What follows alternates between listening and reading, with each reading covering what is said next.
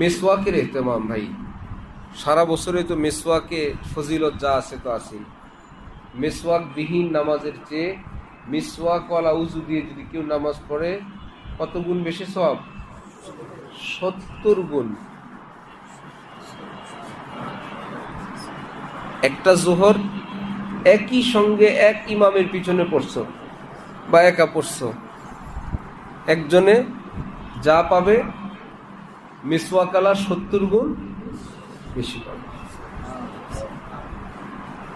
রমজান শরীফে সেটা কি অবস্থা?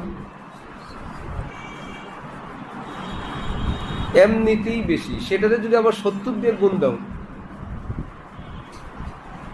যাদের মেসওয়াক নাই, মেসওয়াক কি সংগ্রহ করি এবং মেসওয়াকের ইহতেমাম করি।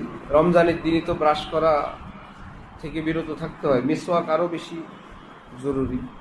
মেসওয়াক রাখি সাথে।